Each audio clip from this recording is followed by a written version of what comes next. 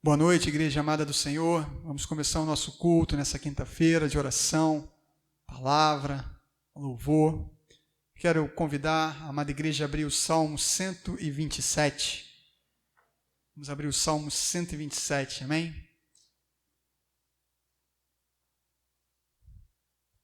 O Salmo 127 diz assim: Se não for o Senhor o construtor da casa, será inútil trabalhar na construção. Se não é o Senhor que vigia a cidade, será inútil a sentinela montar guarda. Será inútil levantar cedo e dormir tarde, trabalhando arduamente por alimento. O Senhor concede o sono àqueles a quem ama. Os filhos são herança do Senhor, uma recompensa que Ele dá. Como flecha nas mãos do guerreiro, são os filhos nascidos na juventude. Como é feliz o homem cuja aljava está cheia deles. Não será humilhado quando enfrentar seus inimigos no tribunal. Aleluia. Feche os seus olhos nessa noite. Vamos começar esse culto de oração, orando ao Senhor Jesus. Pai, nós entregamos, Senhor Jesus, cada momento, Senhor, do que faremos aqui nessa noite, Pai. Eu entrego desde já, Pai, esse momento de louvor, Pai, as orações, a palavra que será pregada pelo nosso irmão Erlon, Senhor Jesus. Que o Teu nome seja glorificado, Pai. Que a Tua igreja possa receber tudo aquilo que o Senhor tem para nós, Senhor.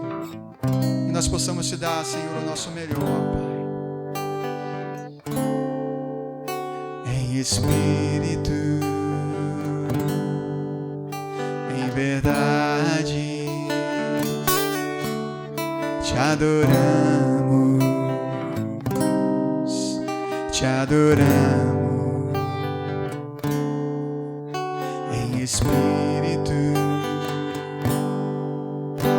em verdade. Você pode declarar? Te adoramos, Te adoramos,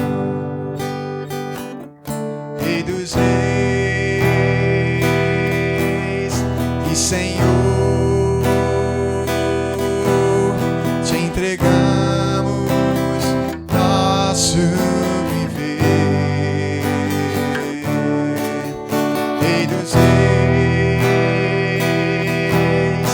e Senhor, Te, Pai, entregamos nosso viver pra Te adorar, ó Rei dos Reis. Foi que eu nasci, ó Rei Jesus. Meu prazer é Te louvar, meu prazer é estar nos átrios do Senhor. Meu prazer é viver na casa de Deus, onde flui o louvor. O Espírito em verdade, em espírito, em espírito, em verdade. Te adoramos, Te adoramos, em espírito, em verdade. Te adoramos,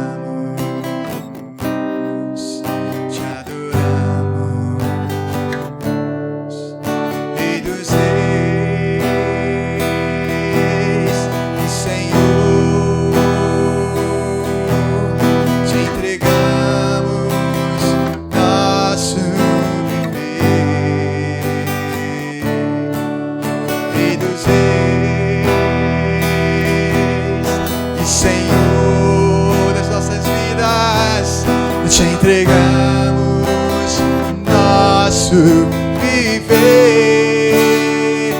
pra Te adorar, ó Rei dos Reis. Foi que eu nasci, ó Rei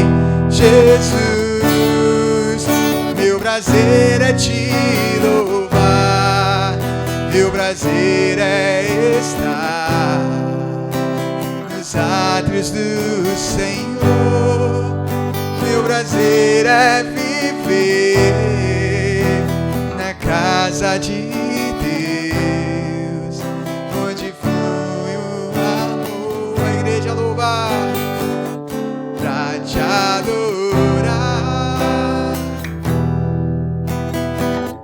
porque eu nasci foi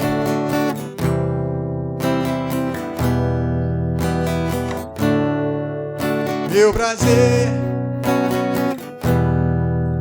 Meu prazer é nos átrios do Senhor, meu prazer é viver na casa de Deus, ministrando louvor.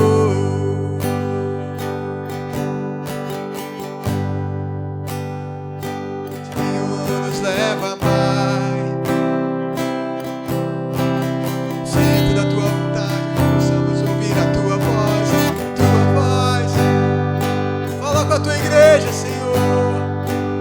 Queremos ouvir Pai, no teu coração, aos teus pés,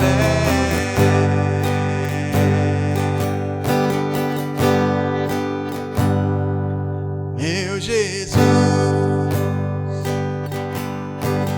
Leva pra perto de ti, me leva onde eu posso ouvir a tua voz. Mas quando eu escutar, de todo o coração obedecerei.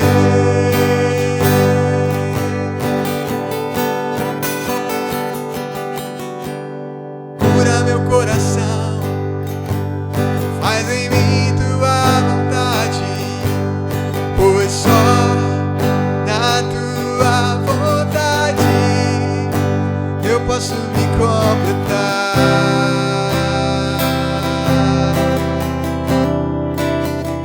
Posso me completar.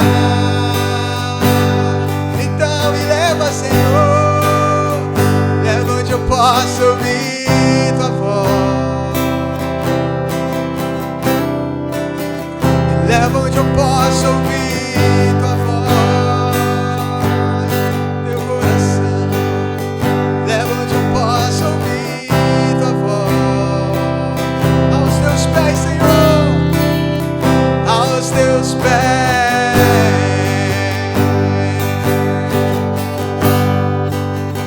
Leva onde eu posso ouvir tua voz. Leva onde eu posso ouvir tua voz. Leva onde eu posso ouvir tua voz. Aos teus pés. Queria te convidar a louvar na sua casa, com a sua família. Diga, meu Jesus, meu Jesus. Diga ao Senhor, me leva pra perto, leva onde eu posso ouvir a tua voz. Mas quando eu escutar, de todo o coração obedecerei. Que isso seja uma verdade nas nossas vidas, Senhor. Cura meu coração, faz em mim tua vontade, pois só na tua vontade eu posso me completar.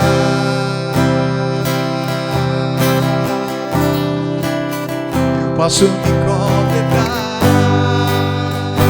Diga mais forte que você puder.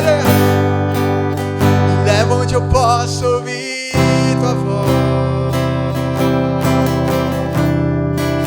Me leva onde eu posso ouvir tua voz. Me leva, Senhor, leva onde eu posso ouvir tua voz. Queremos estar aos teus pés.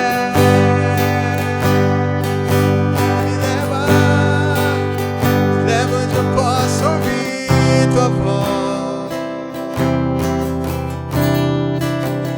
Leva onde eu posso ouvir tua voz. Leva onde eu posso ouvir tua voz.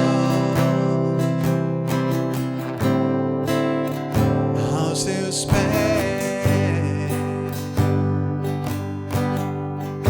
Deus, que nós, como tua igreja, Pai, nessa noite possamos estar aos teus pés, Senhor, buscando ao Senhor, buscando a tua face, pedindo perdão pelos nossos pecados, colocando diante do Senhor as nossas dificuldades, as nossas lutas, Pai, as lutas gigantes, desertos que cada um de nós tem passado, enfrentado em meio, Pai, a tudo isso que o mundo tem vivido, Senhor Jesus. Oh Deus, mas não existe nada melhor do que estar aos teus pés, do que ouvir a tua voz, Senhor Jesus. E nessa noite, mais uma vez, Pai, nós queremos ouvir a tua voz, queremos estar aos teus pés. Oh Deus, também não só nos momentos que estivermos cultuando, mas todos os dias das nossas vidas, Pai, os nossos corações derramados diante da tua presença, os nossos corações quebrantados diante da tua presença, Senhor. Fala a tua igreja, Pai. Fala aquele que está desanimado, Pai. Fala aquele Deus que está, oh Deus, desorientado, perdido talvez no caminho, Pai. Oh Deus, fala. Fala a tua igreja. Nós possamos estar aos teus pés.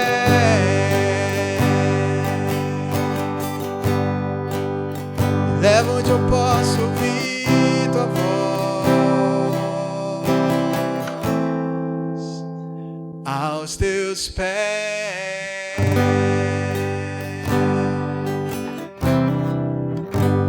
Glória a Deus. Erlon. Boa noite, igreja. Uma satisfação estar mais uma noite reunido com vocês para que nós possamos cultuar a Deus e nesse momento meditarmos na palavra do Senhor.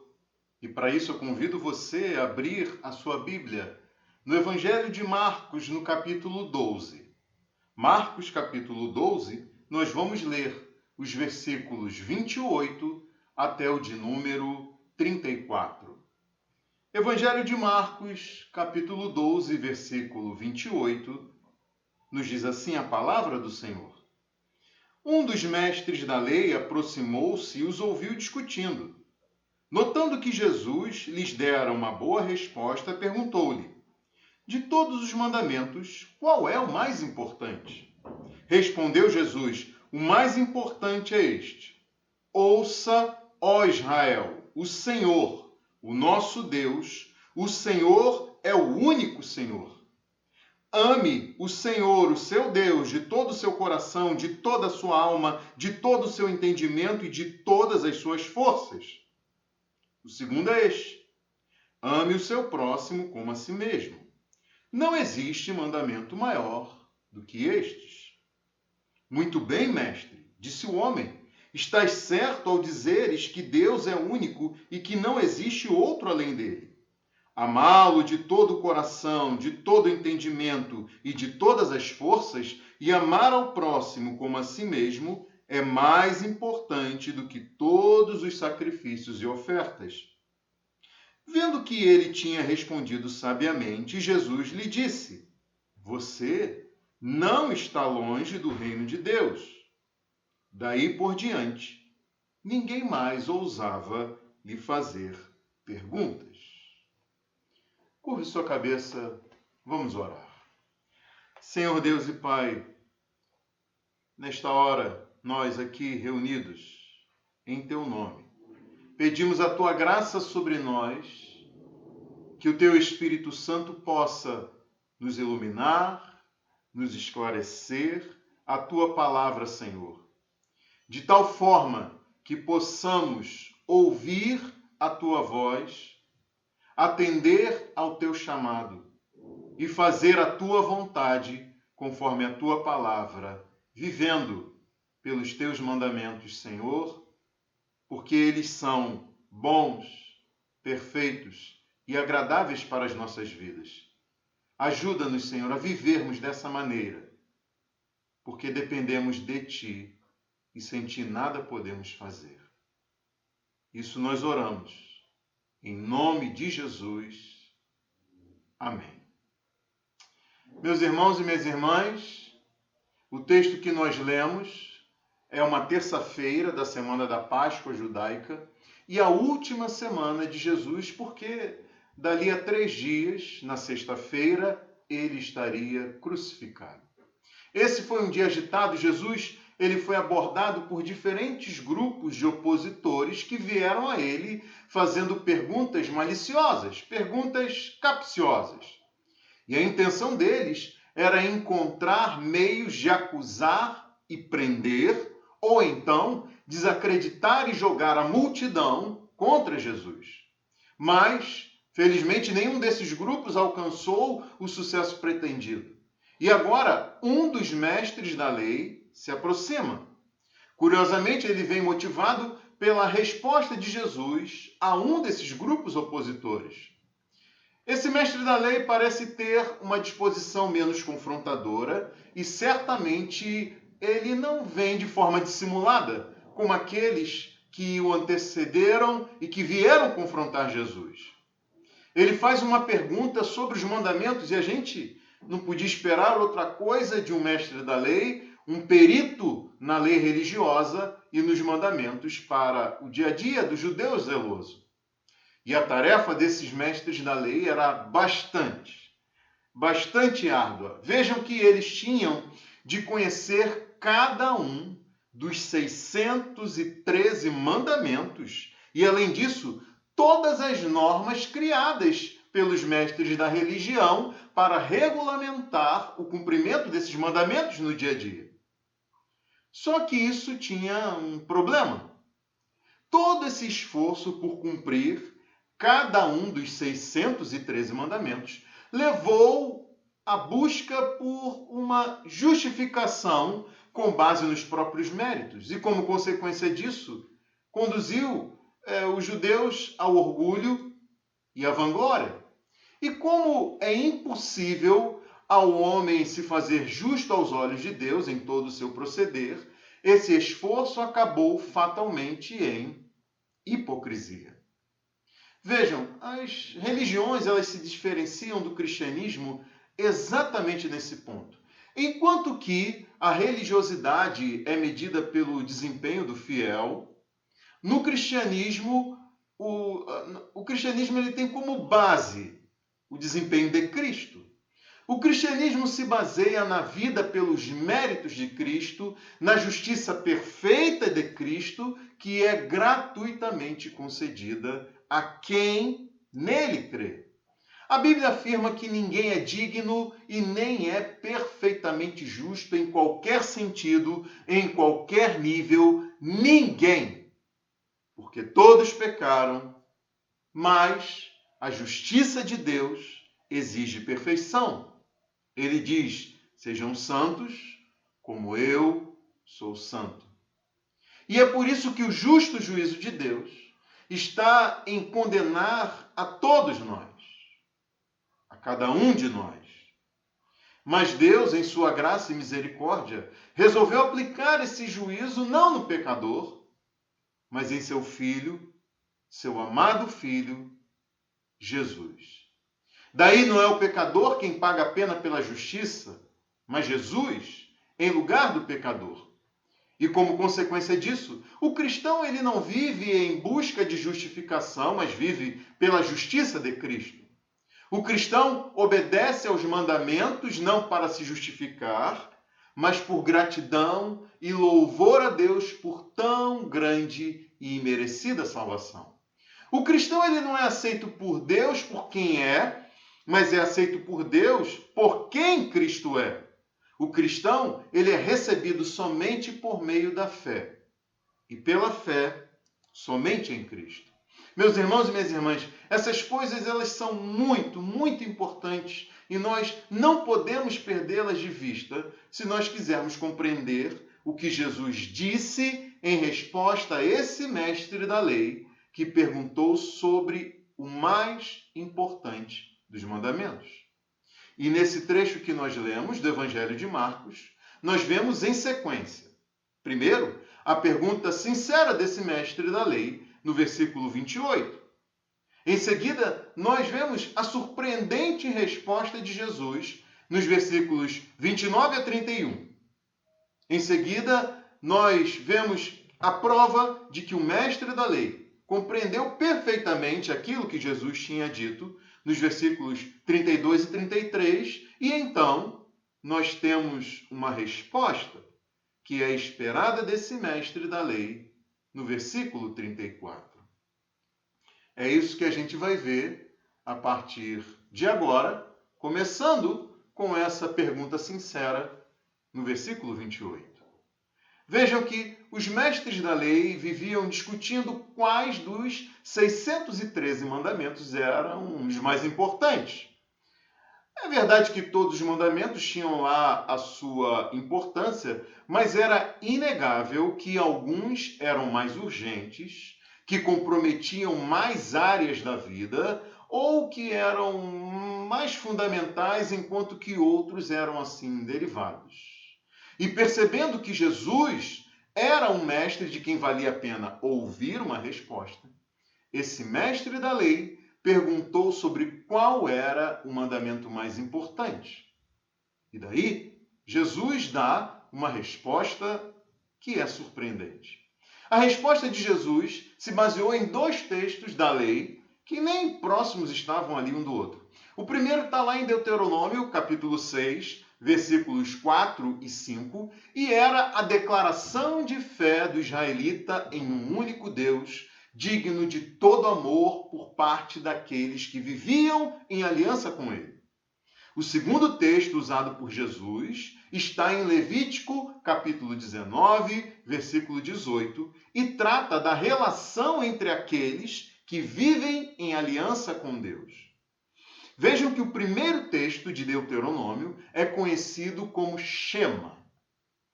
Na manhã e no fim de cada dia, o judeu recitava o que está escrito em Deuteronômio 6, 4 e 5, versículos 4 e 5, texto que começa com ouça, ó Israel. E é por isso que esse texto ficou conhecido como Shema, palavra que foi traduzida do original na nossa Bíblia como ouça. Então, o Shema significa ouça, e a primeira palavra que aparece nessa declaração fundamental do judaísmo. E a importância do Shema pode ser vista no fato de que esse texto ele era escrito e colocado em uma caixa de madeira que era presa na parte superior direita da porta da casa de cada judeu. E não só isso, até hoje, a citação do Shema é o que abre o culto na sinagoga. Mas vejam que, quando Jesus recitou o Shema, ele estava lembrando aquele mestre da lei, e a nós também, que o cumprimento dos mandamentos tem um fundamento.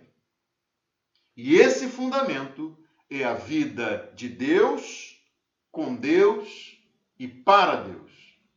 O cumprimento dos mandamentos tem um fundamento, que é a vida de Deus, a vida com Deus e a vida para Deus. Então, Deus é a origem, o meio e o fim da vida daquele que vive em aliança com ele. Deus é a origem, o meio e o fim da vida de quem nele crê. E esse é um aspecto fundamental para o cumprimento dos mandamentos, porque fora disso, o cumprimento dos mandamentos se transforma em motivo de orgulho, vaidade e fonte de hipocrisia. Jesus, ele lembrou ao mestre da lei que essa vida de Deus, com Deus e para Deus, é fruto da aliança de Deus com Israel. Aliança essa que foi estabelecida não pelos méritos, mas apesar dos deméritos desse povo. Vejam que Israel recebeu a bênção, a dádiva, o presente de desfrutar da vida de Deus, com Deus e para Deus. E é importante a gente entender esse princípio porque não é o cumprimento dos mandamentos que cria essa vida. Antes, é essa vida dada por Deus que habilita o crente a cumprir os mandamentos. Percebam isso, meus irmãos e minhas irmãs. Não é o cumprimento dos mandamentos que nos dá vida para vivermos com Deus. Antes, é Deus quem nos dá a vida. É Deus quem nos habilita para cumprir os mandamentos. Ouça bem o que diz o livro de Deuteronômio, no capítulo 30, no versículo de número 6. Lá está escrito o seguinte: o Senhor, o seu Deus, dará um coração fiel a vocês e aos seus descendentes, para que amem de todo o coração e de toda a alma e vivam. O Senhor, o seu Deus, é quem dará a vocês um coração fiel, para que o amem de todo o coração e de toda a alma e vivam. Então percebam que não só os mandamentos, mas até o cumprimento deles é dádiva de Deus. Deus não apenas ordena a forma como nós devemos viver, mas Ele nos capacita para vivermos dessa forma. A conclusão é que essa vida de Deus, com Deus e para Deus, é comprovada pelo cumprimento dos mandamentos. A vida de Deus, com Deus e para Deus, ela é comprovada por aquele que cumpre os mandamentos, mas não só isso. Essa vida também é embelezada, preenchida, multiplicada e preservada pelos mandamentos. E o amor de Deus está no centro dos mandamentos e do cumprimento deles. A gente tem que perceber isso nessa noite, entender isso, que o amor de Deus está no centro dos mandamentos e no cumprimento deles. Amor e obediência são as duas faces da mesma moeda no relacionamento com Deus, e isso fica claro a partir daquilo que Jesus disse, como registrado em João, no Evangelho de João, capítulo 14. Jesus disse: se vocês me amam, obedecerão os meus mandamentos. Quem tem os meus mandamentos e lhes obedece, esse é o que me ama. Aquele que me ama será amado por meu Pai, e eu também o amarei e me revelarei a ele. Meus irmãos e minhas irmãs, se a gente não perceber isso, não entender isso, então cumprir os mandamentos será razão de morte e não de vida. Será motivo de tristeza e não de alegria. Confundir essas coisas vai fazer a gente se sentir como a fonte do amor e da fidelidade aos mandamentos. Vai nos motivar a uma vida e a um relacionamento de barganha com Deus. E com isso nós certamente acabaremos frustrados. Nós vamos nos sentir traídos por termos sido tão esforçados no cumprimento dos mandamentos, sem receber de volta o que a gente quer, da forma que a gente quer e quando a gente quiser. Nós vamos viver em amargura e em murmuração, em vez de em plena satisfação. Ouçam bem o que nos diz o Salmo 119.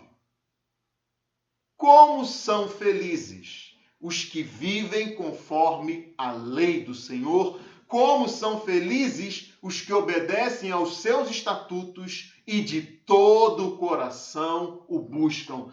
Como são felizes os que obedecem, os que vivem conforme a lei do Senhor. Trata com bondade o teu servo, continua o salmista dizendo, escrevendo, trata com bondade o teu servo para que eu viva e obedeça a tua palavra. Abre os meus olhos para que eu veja as maravilhas da tua lei.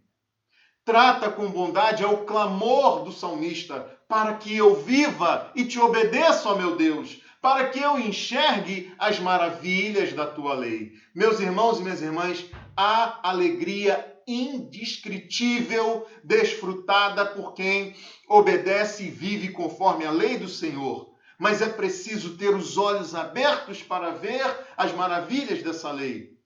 E essa é uma vida de fé, que reconhece a sua dependência da bondade de Deus para obedecer aos mandamentos que ele determina.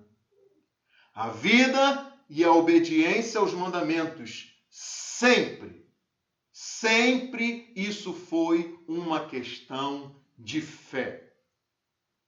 Viver e obedecer a Deus sempre foi uma questão de fé. Bom, percebam que Jesus, ele cita 2 mandamentos. Um trata da relação vertical com Deus e o outro trata da relação horizontal de uns com os outros. O primeiro e mais importante mandamento, como Jesus diz, trata do relacionamento do crente com Deus e ordena o amor a Deus. Vejam que ordena o amor a Deus. Jesus disse: ame o Senhor, o seu Deus, de todo o seu coração, de toda a sua alma, de todo o seu entendimento e de todas as suas forças. O segundo mandamento agora ordena o amor ao próximo. O segundo é este: ame o seu próximo como a si mesmo. Versículos 30 e 31 nos mostram o primeiro e o segundo mandamento. Então percebam que Jesus colocou o amor a Deus no centro da lei, como ponto de apoio para o cumprimento dos mandamentos, e aqui é onde surge a necessidade da gente não se confundir da gente não confundir a ordem dessas coisas, porque do contrário, nós acabaremos arruinados, frustrados, amargurados, insatisfeitos, em vez de felizes por desfrutar da boa, perfeita e agradável vontade de Deus para nós. E daí é pensando nisso que a gente tem de parar agora e dedicar um tempo refletindo na profundidade, no compromisso e na exigência de amar a Deus de forma como a gente vê aqui, de todo o coração, de toda a alma, de todo o entendimento e de todas as forças. Bom, de todo o coração certamente tem a ver com o âmago do ser, com a essência, com o íntimo em contraste com o superficial. De todo o coração tem a ver com o íntimo em contraste com aquilo que é superficial. Vejam que na Bíblia o coração é o centro da existência, é a fonte dos nossos pensamentos, das nossas palavras, das nossas ações, e não aquele órgão que bombeia o sangue pelo corpo. O que nos leva a pensar que se alguém aparenta cumprir os mandamentos exteriormente, mas é dissimulado, é hipócrita, então essa pessoa precisa compreender a profundidade, o compromisso e a exigência de amar a Deus de todo o seu coração. De toda a alma tem a ver com sentimento, com afetividade, com emoção, tem relação com o espírito. Tem a ver com aquela parte imaterial, intangível, tem a ver com o que está além da razão, além da lógica. De toda a alma tem a ver com esta afetividade, com esta emoção, tem a ver com aquilo que nos incendeia, que nos motiva, que nos anima, que nos impulsiona. E daí o crente, que demonstra constante passividade, insensibilidade, ou que é dominado por uma racionalidade fria, sem esses entranháveis e verdadeiros afetos, precisa compreender a profundidade, o compromisso e a exigência de amar a Deus de toda a sua alma. Agora vejam que também nos é dito para amarmos a Deus de todo entendimento. E de todo entendimento tem a ver com pensamentos dominados por esse amor. Tem a ver com a procura pelas coisas que são do alto, onde Cristo está sentado à direita de Deus. Tem a ver com manter o pensamento nas coisas do alto e não nas coisas terrenas. É o que Paulo nos ensina em Colossenses capítulo 3. De todo entendimento tem a ver com levar todo o pensamento cativo e submisso a Cristo. É o que está em 2 Coríntios 10. E a ideia aqui é a de uma ação e uma disposição em que você submete pensamentos contrários à autoridade de Cristo. Você submete esses pensamentos contrários à autoridade de Cristo, melhor dizendo. Você coloca esses pensamentos que vêm à sua mente diante de Cristo e os submete à autoridade de Cristo. De todo entendimento tem a ver com manter a mente preparada, estar pronto para agir, permanecer em alerta, tem a ver com cingir o entendimento, como Pedro escreve na sua primeira carta, no capítulo 1, versículo 13. E a ideia aqui é a de um soldado em batalha.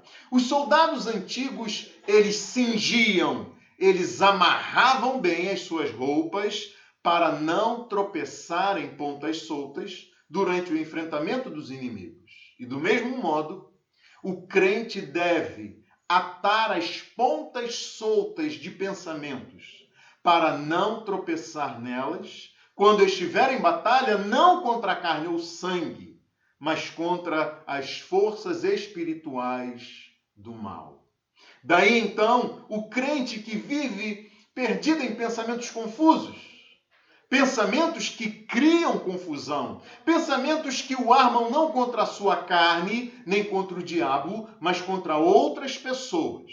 Esse crente precisa compreender a profundidade, o compromisso e a exigência de amar a Deus de todo o seu entendimento.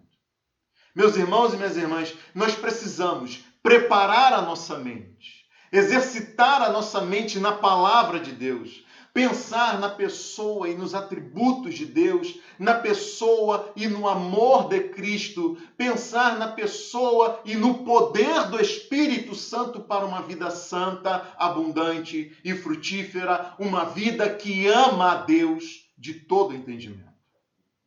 Agora, nos é dito também para amarmos a Deus de todas as nossas forças, e de todas as suas forças tem a ver com intensidade, com vigor, com disposição, com energia, tem a ver com o sentido de propósito quando empregamos tudo o que temos em amor a Deus. Tem a ver com correr de modo a alcançar o prêmio, esmurrar o corpo e o submeter a uma disciplina rigorosa. É o que Paulo escreve em 1 Coríntios 9. De todas as suas forças, pode então ser ilustrado pelo empenho e o compromisso de um atleta de alto nível, um atleta de alto rendimento, alguém que se prepara para uma competição mundial, como as Olimpíadas.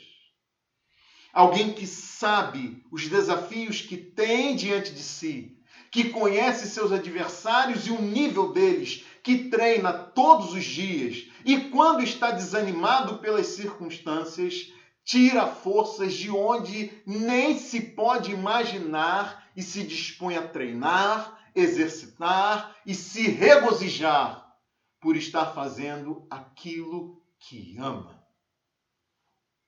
E daí o crente que não demonstra nenhum vigor, não tem aquela vida brilhando no olhar, ainda não entendeu a profundidade, o compromisso e a exigência de amar a Deus de todas as suas forças.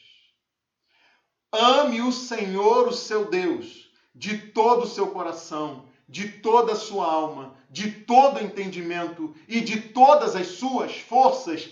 Ame o Senhor, o seu Deus. Esse deve ser o maior propósito da sua vida. Meu irmão, minha irmã, este deve ser o maior propósito da nossa vida.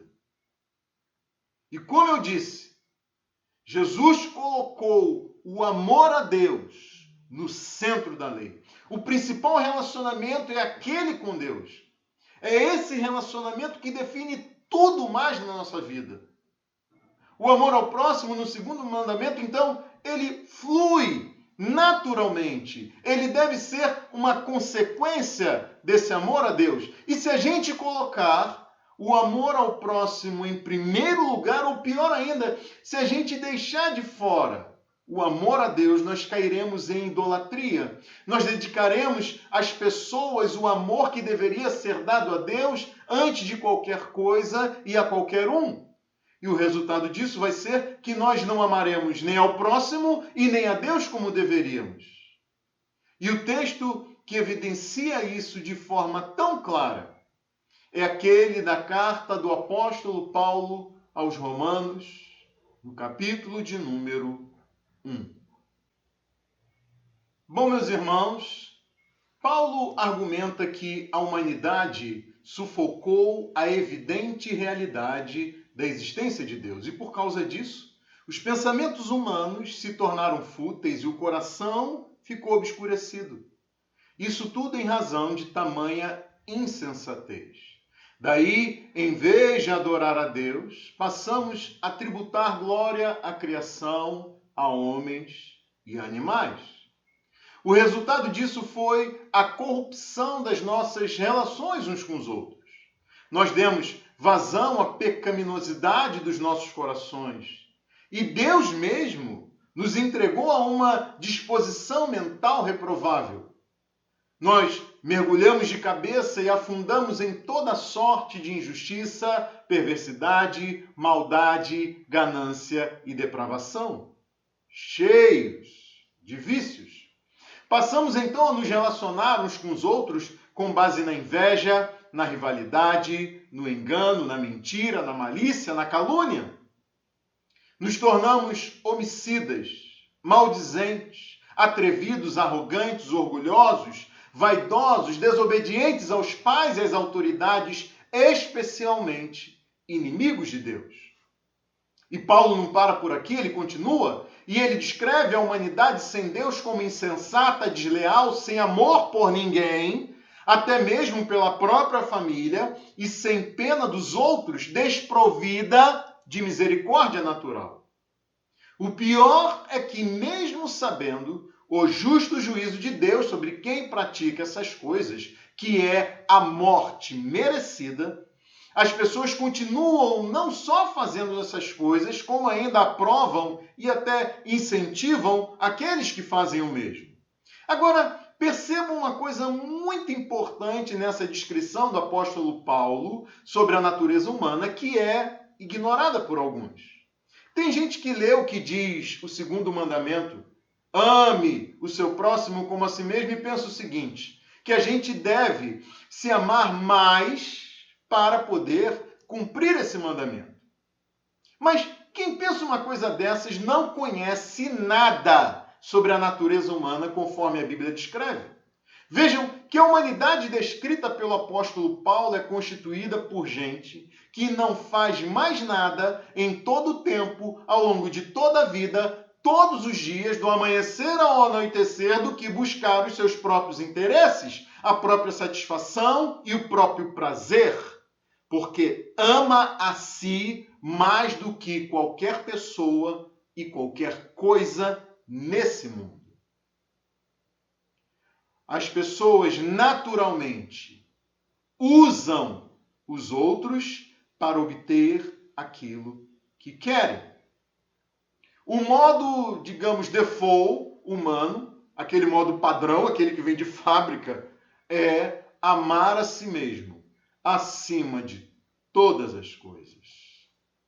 Meus irmãos e minhas irmãs, para alguém amar o próximo, como nos é dito no segundo mandamento, deve, antes de qualquer coisa, amar a Deus como o único Senhor de todo o coração, alma, entendimento e forças. Vejam, por natureza, o ser humano vai adorar qualquer coisa que lhe proporcione satisfação e prazer, que lhe dê honra, que o coloque acima e em primeiro lugar em tudo. E esse terrível quadro pintado em cores escuras pelo apóstolo Paulo, sem nenhum tom vivo e alegre, tem como base a adoração a qualquer coisa ou criatura e não ao Deus e Pai de nosso Senhor e Salvador Jesus Cristo. E agora eu preciso destacar algumas consequências disso. A primeira é que essas palavras do apóstolo Paulo, elas descrevem a mim e a você, os nossos familiares, amigos e conhecidos, qualquer pessoa, sem Deus nesse mundo, qualquer um que nega o seu amor e a sua adoração a Deus. O que Paulo deixa claro é que somos definidos por aquilo que adoramos. E se não adoramos a Deus, tudo mais na vida fica comprometido. Eu quero destacar também que Jesus Cristo é o oposto de toda essa descrição que o apóstolo Paulo faz a respeito da humanidade. Vejam só, quem foi mais sábio, conhecedor do caminho de Deus e justo nas suas relações com outras pessoas? Até os opositores de Jesus reconheceram isso. É o que a gente lê aqui nesse mesmo capítulo 12 do Evangelho de Marcos, mas nos versículos 13 e 14. Veja aí na sua Bíblia comigo. Marcos 12, versículo 13. Mais tarde enviaram a Jesus alguns dos fariseus e herodianos para o apanharem alguma coisa que ele dissesse. Estes se aproximaram dele e disseram: Mestre, sabemos que és íntegro e que não te deixas influenciar por ninguém, porque não te prendes à aparência dos homens, mas ensinas o caminho de Deus conforme a verdade. Um mestre que é íntegro, não é influenciado por ninguém, não julga conforme a aparência e ensina o caminho de Deus com a verdade. Meus irmãos e minhas irmãs, pensem quem foi mais amoroso. Quem mais buscou o interesse dos outros em vez dos seus, mesmo sendo digno de receber toda a glória de todo o universo? Quem mais promoveu a paz com Deus e entre as pessoas por meio da fé? Quem deixou mais para trás do que ele? A ele que não se apegou ao fato de ser igual a Deus, antes esvaziou-se a si mesmo, se humilhou e se fez servo ao ponto de dar a sua vida para o resgate de muitos? Quem foi mais obediente a Deus do que ele? A ele que caminhou resolutamente para a morte que lhe havia sido determinado pela vontade de Deus Pai. Quem, mais do que ele, nada fez por interesse pessoal ou pelo desejo de ser elogiado? Quem, mais do que ele, teve profunda afeição? Quem, mais do que ele, manifestou tanta compaixão por gente que é descrita como o apóstolo Paulo nos mostra em Romanos capítulo 1? Quem mais amou aqueles que o tinham como inimigo? E eu estou fazendo esse destaque sobre Jesus porque vejam só e o quanto isso é sublime, maravilhoso, espetacular, surpreendente. Foi o apóstolo Paulo que descreveu Jesus assim em Filipenses capítulo 2, só que Paulo fez mais. Ele foi além, ele escreveu: seja a atitude de vocês a mesma de Cristo Jesus.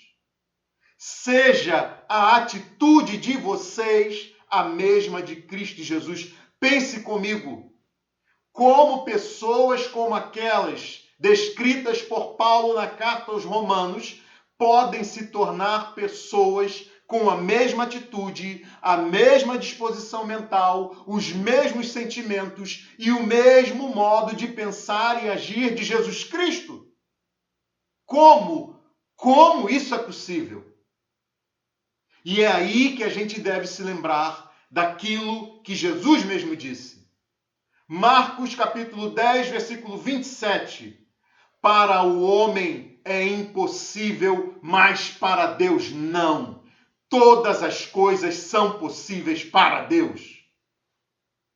Talvez você olhe para si e pense, como alguém como eu pode se tornar como Cristo?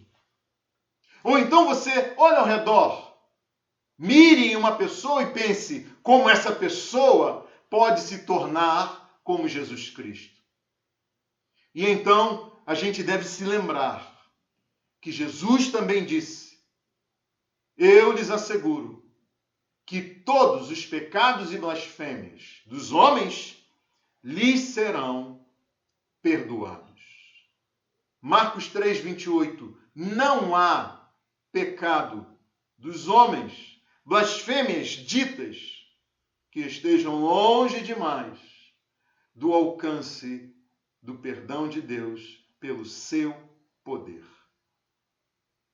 Então, as trevas na vida de uma pessoa podem ser imensas, mas a luz do Evangelho é poderosa para resplandecer na vida de qualquer um que olha para a cruz, se arrepende e crê no Salvador Jesus Cristo.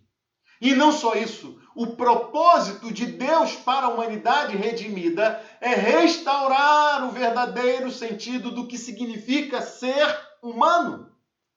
E como a gente viu, Jesus é essa pessoa. Então Deus age em todas as coisas para conformar naqueles que creem a imagem do seu Filho amado.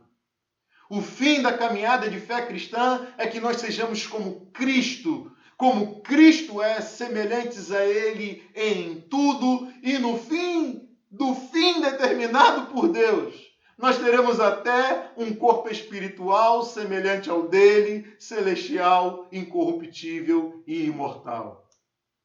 Mas enquanto ainda nós vivemos nesse mundo, nós devemos nos purificar como ele é puro. Devemos ser como ele é. Nós devemos andar como ele andou.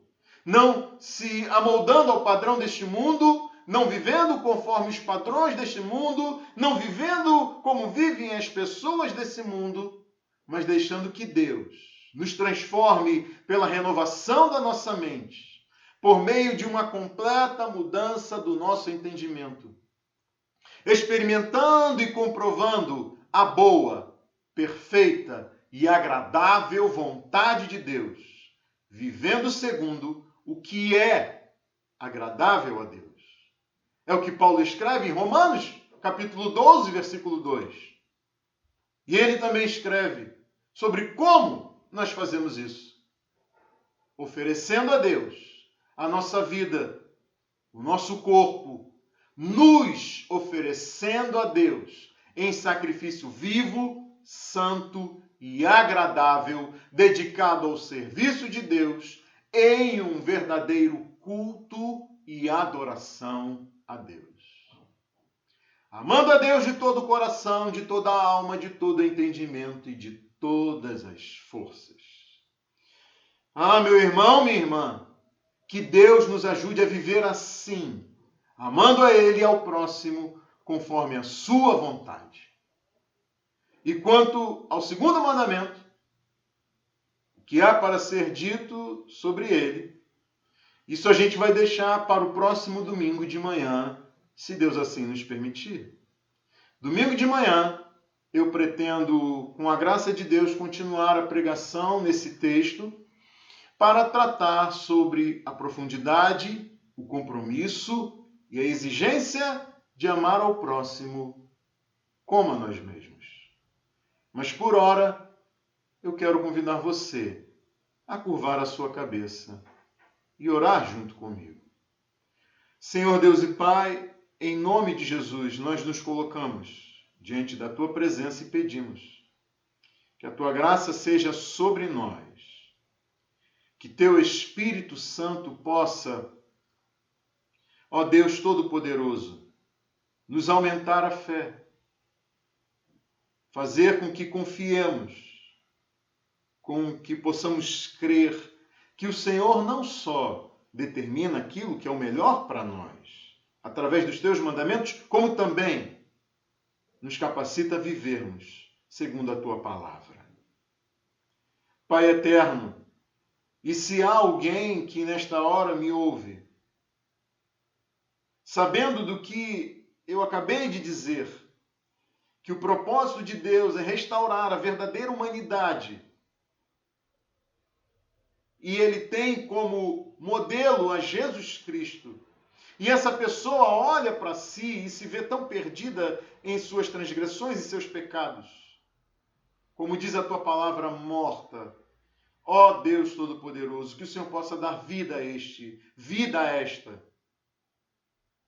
E que esta pessoa olhe para si e se veja em desespero, mas olhe para a cruz e enxergue ali o Evangelho que o chama para uma nova vida por meio de Jesus Cristo, por meio da fé em Jesus. Em teu nome eu oro por essas que me ouvem, pela tua graça, bondade e misericórdia. Em nome de Jesus. Amém e amém. Boa noite, meu irmão, minha irmã. Tenha uma excelente semana com a graça de Deus.